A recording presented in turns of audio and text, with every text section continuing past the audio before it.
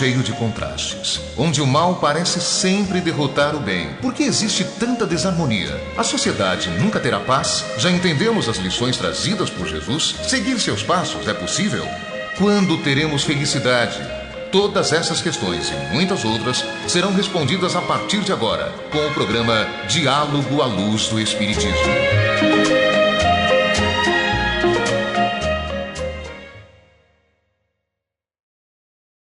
No programa de número 20, Verdade e Luz, de 2026, do livro Divaldo Franco Responde, organizado por Cláudia Saegusa, volume 2, capítulo Karma, Provas e Expiações, Liberdade e Livre-Arbítrio, Diálogo à Luz do Espiritismo.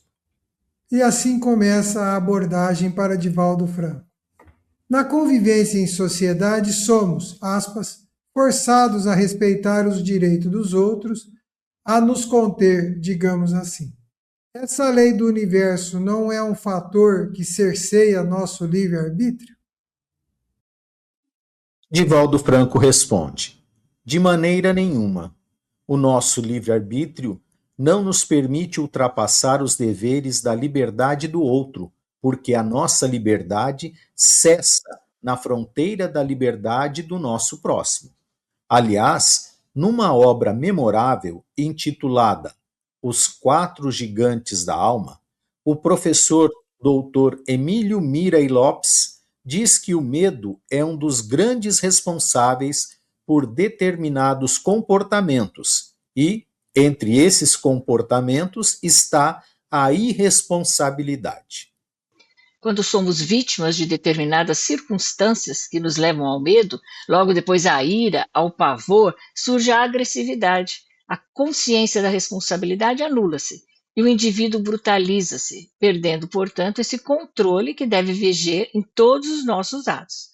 Toda vez, portanto, que estivermos diante de circunstâncias que não sejam as ideais, devemos manter o controle sobre nós mesmos e limitar o nosso livre-arbítrio, para que essa liberdade não se nos torne libertinagem. Marlene, André, amigos e amigas, ouvintes do programa Verdade e Luz. Sermos forçados, né, a respeitar os direitos dos outros é algo interessante, né?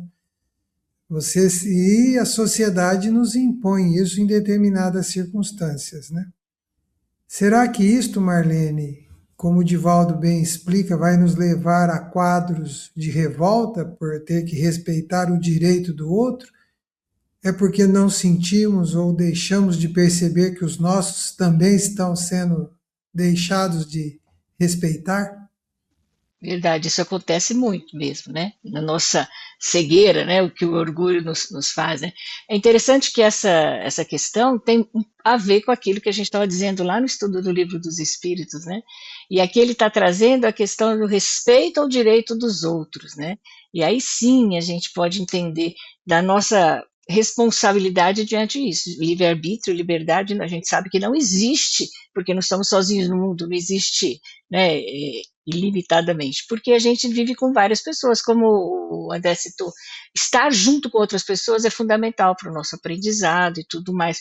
Então, isso que a gente tem que fazer, controlar nossas ações, nossas vontades, pensando no outro, é uma forma de evolução, né? É para isso que a gente está aqui convivendo, para que a gente aprenda que nós temos que viver junto e cada um pode contribuir de um jeito e não faz sentido a gente passar por cima do outro, né? Então essa é uma questão que todo mundo sabe isso, essa frase, né? A nossa liberdade vai até onde começa a liberdade do outro. A gente ouve isso desde pequeno. E é difícil, às vezes, a gente fazer isso, né? A gente já sabe, a gente já entende, mas por conta do egoísmo, do orgulho, é que a gente não consegue se desligar, né, desse nosso apego aqui, ao nosso material, nosso egoísmo, para pensar no outro. Então, esse é um desafio que a gente precisa alcançar.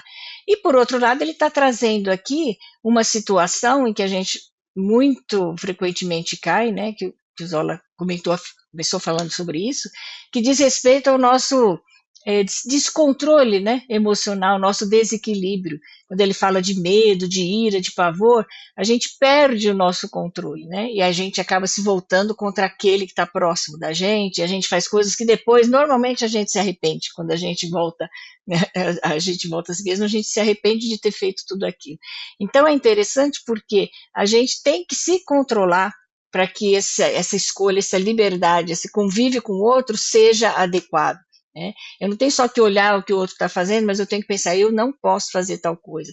E às vezes a gente tem dificuldade mesmo de controlar, porque esses sentimentos aí apontados aqui nessa resposta, eles são sentimentos impulsivos, né? Que a gente às vezes não controla por questões de estarmos desatentos, não estarmos vigiando, né, a nossa ação cotidianamente.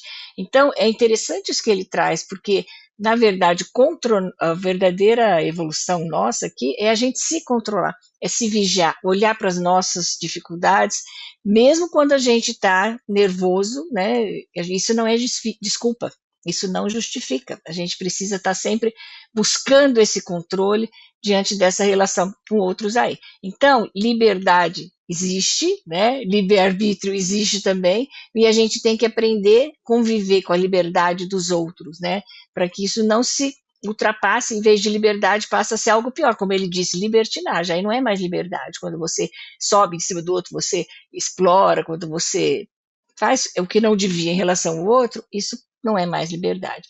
Então, esse é mais uma lição aí que a gente está vendo sobre a necessidade da gente se controlar, se conhecer, se vigiar, né, cuidar dos nossos atos impensados e cuidar daquele ato que nos conduzido pelo orgulho, pela vaidade, e pensar que o melhor mesmo é a gente viver junto com o outro, na paz, né, trabalhando junto para a evolução de toda a nossa sociedade.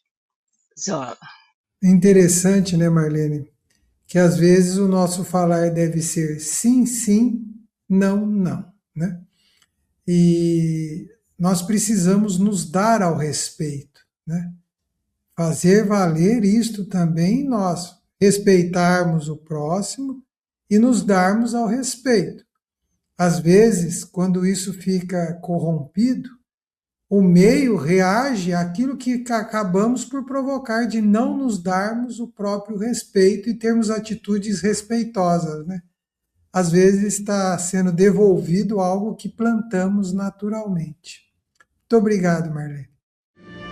Verdade e Luz.